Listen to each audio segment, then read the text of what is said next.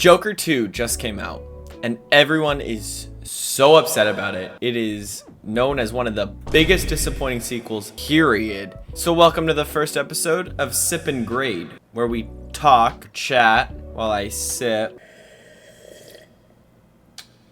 But it's a new segment because I'm sipping, chatting, and grading, and I'm going to grade it at the end. So if you excuse me for 1 second.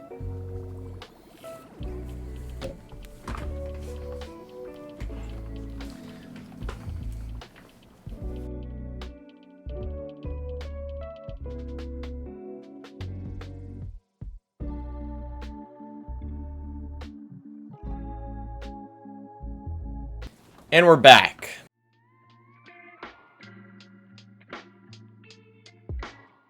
Joker 2. Joker Folie. Joker Folie.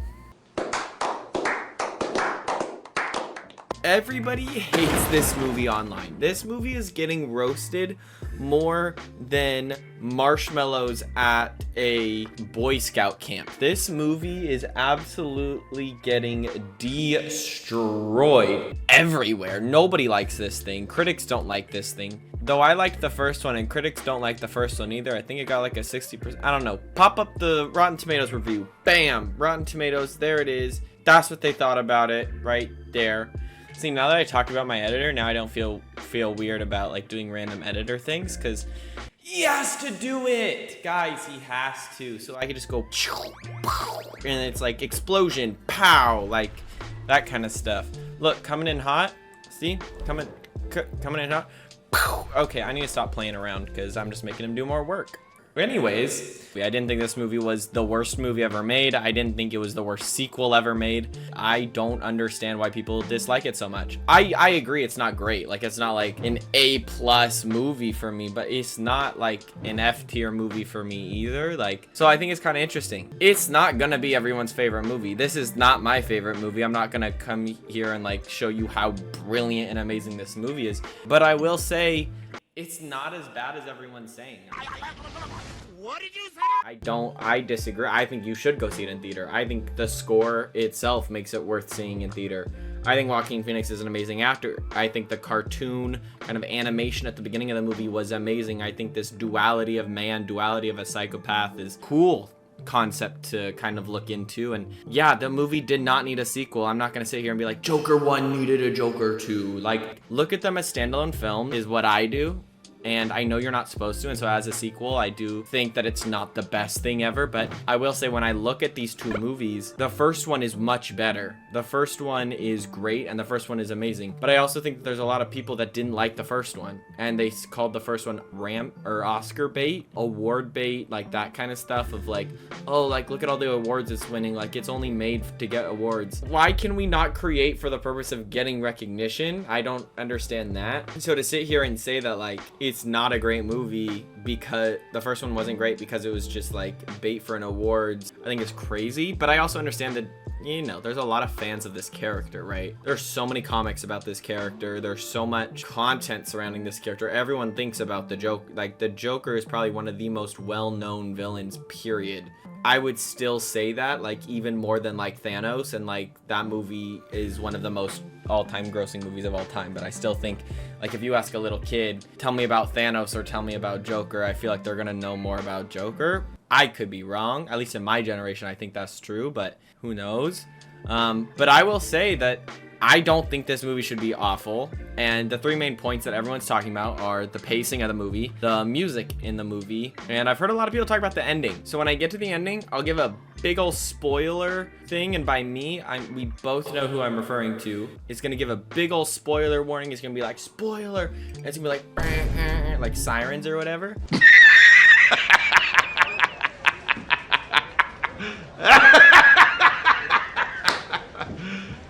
You serious? The pacing.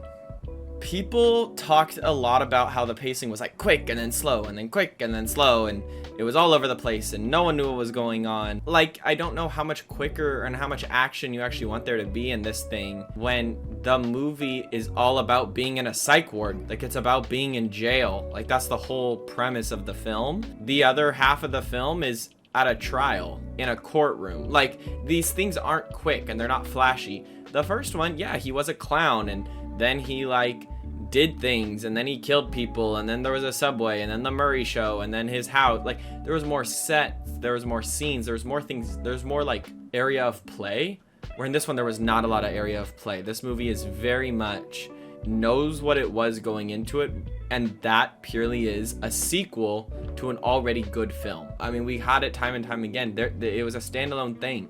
It was not supposed to have a sequel. So then them saying it's gonna have a sequel, yeah, I think a lot of people were nervous, and I think people had a right to be nervous. And I don't think this lives up to the reputation of the first one. It just doesn't. But what I will say is it wasn't a bad sequel either.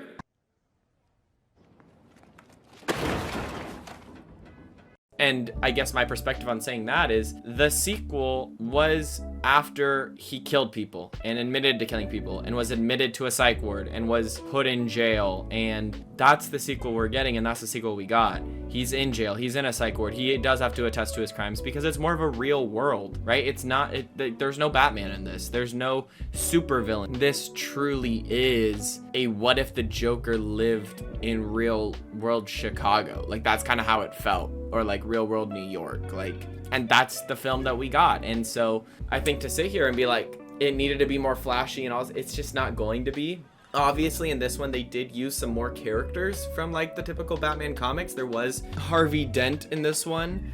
And so they did bring the Dent name up, which, you know, that could have been playing to their weaknesses, right? Because it's not like that.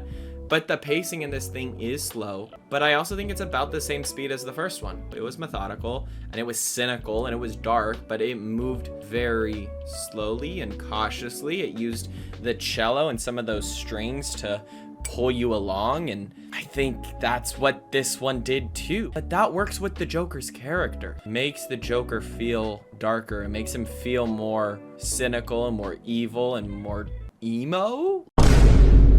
That's kind of who he is. I enjoyed the darkness of him. I also think that Phoenix and Gaga are great actors. And I think giving them the slow pace is not giving them the same level of like openness that they got from the first one, right? Phoenix got a lot of room to play, I think. And in this one, there's not a lot of room to play.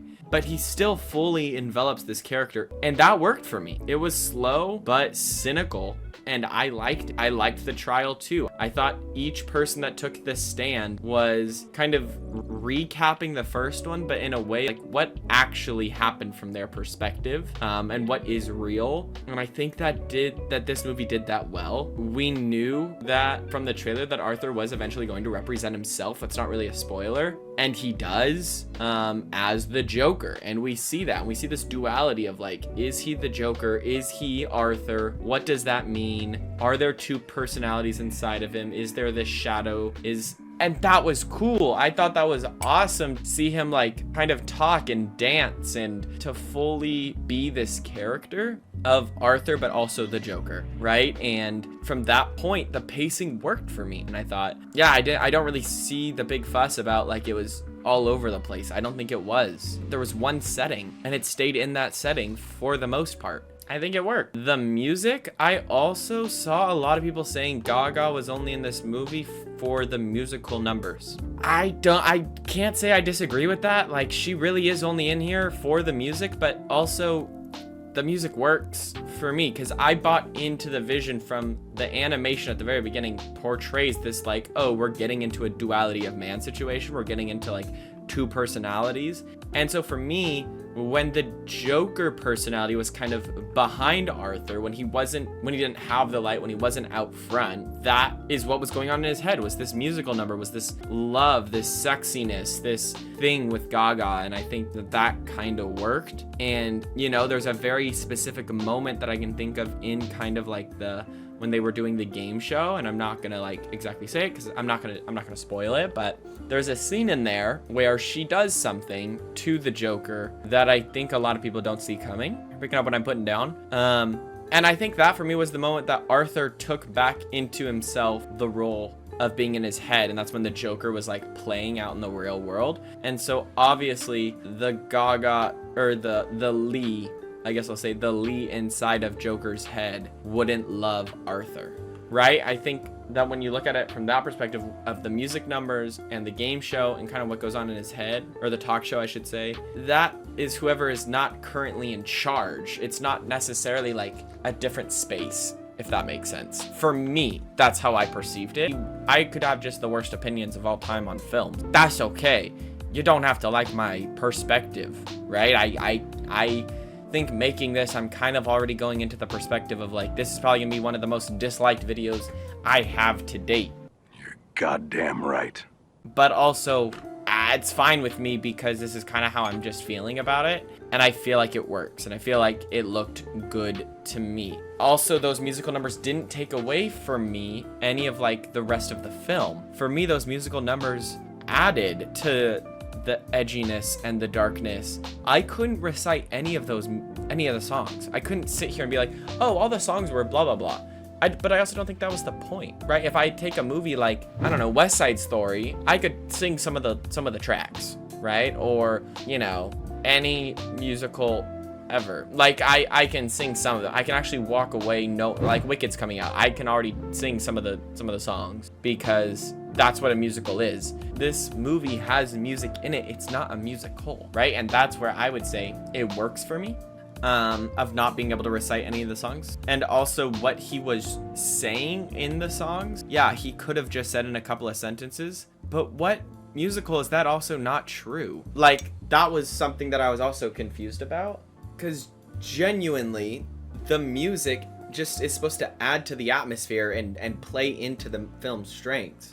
It's not supposed to take away from everything. So again, for me, the music worked. It wasn't the best music in the world. It wasn't, you know, amazing, but for me, it worked, and I liked the sets, and I liked the acting and the theater, and yeah, genuinely, I enjoyed it. I enjoyed this movie. I enjoyed the writing in it. I enjoyed the acting in it. I enjoyed the music. I enjoyed all of it, as far as that's concerned. Again, me saying enjoy is not the same as me saying it was the best thing ever. And we'll kind of get, I hope you're kind of hearing that, as I'm not saying this is the greatest pace movie ever, period, hands down. I'm not saying it's the greatest musically inclined movie ever, hands down. Like, I'm not saying that because I don't agree with that. Huh? I'll also say, getting into the third point, is the ending. And he set this down. The ending single-handedly killed the movie for me. And getting into some spoilers here, but not too much, so we don't need to warn yet, but getting into a little bit. End the movie when he's in the car, fade to black, whatever. End the movie when he's running away, put the title screen like behind him as he's running, great. End the movie when he sees Lee on top of the stairs, love it. Just let him see her, and she's chilling down looking at him, smoking her little ciggy. End it there, cool, awesome, they have this reunion, it works. How in God's name they thought to themselves, this movie needs to start to fit into DC canon? I don't understand. I don't know why they decided that, because it doesn't work in canon. Kinda looked like Dent was, big spoiler warning, big spoilers for like whatever timestamp it says here. So skip if you don't care, if you don't want to watch them. Great. How it didn't end the, like, it looked like Dent was dead from the explosion. Let me believe that Lee did the explosion. Let me believe that. And let me also choose to believe that Dent is dead and that this doesn't work inside DC Comics. It was never supposed to. Like, given Bruce Wayne's age in the first one and Joker's age in this one and in the previous, like, Art's age and Bruce's age don't add up. Like, he obviously can't be the Joker, and that's okay. I don't even think that there should have been a Wayne killing in the first one, but that's beside the point, right? Like, if you're gonna like try to tease in some more comics, then I guess do it thoughtfully. But having this just felt weird. But going along into that point, did Phoenix's Joker ever feel like the clown prince of crime? Like Heath Ledger's Joker burning a bunch of money, this mountain of money? Did he look like the cynical comic book covers of just evil? No, that was never him. He shot 4 people on a subway because they bullied him, and he was mentally ill. Other than that, he didn't want anything. He didn't want to see Gotham burn. He just wanted to not be laughed at. That doesn't, for me, say he's the clown prince of crime. That was never who he was. So I was already living outside of DC Comic. I think a lot of fans that are upset, a lot of the comic book fans wanted this so badly to fit into comics, and it never was going to. And it doesn't. And I don't think it needs to. Also, going off of that, I'm not that upset or that mad about the idea that, oh, this one person or Arthur, right? In this case, Phoenix's Joker serves as this like idol for other people or other psychotic people to like kind of step into the Joker role. I'm not against that, but also like, you know, anyone can put on the makeup and then be Joker because now Gotham already knows of a Joker. So I'm not against that, but why kill him? Why end his life? Like, I'm not against the ending, but the ending didn't help the movie. And in fact, it made it worse for me. Ended at one of those spots and I'm like, good movie. B+ movie. Borderline A- movie, maybe even A for me. I'm like, we're good here. That ending just ruined it. And so coming back away from the spoilers here, the ending ruined it for me. And yes, Phoenix's Joker is not supposed to be the Clown Prince crime, but also what are we doing, right? And so, I don't know. After that little rant or sip and chat or sip, chat, and grade, whatever you want to call this is the part where I'm going to grade the movie. I'm going to grade this in the same way you would like a tier list. Would be like S, A, A-, B+, B, B-, C+, C, C-, and then F is kind of how I'm feeling. And so I graded this one. That's how I feel. I feel like thinking about this movie, giving it a proper grade, it's a B. This is a B movie. It is not the B movie. Two very different things. But for me, this movie gets a B. I don't think it's the best thing in the world. I don't think it's the worst thing in the world. And that's where I leave it. I know a lot of people aren't going to agree with me. They would want to see me say F. They'd want to see me say C-. They didn't even know I had a grading system, but they might think B is a bit high. I didn't hate it at all. And so for me, that's where we're at. Thanks so much. And here's to more sip and grade, sip, chat, and grade. New segment coming whenever I feel like talking about a movie. Maybe I'll do another one for the next video. I say that as if I haven't already recorded the next video. I'm gonna talk about Wild Robot. Okay, bye.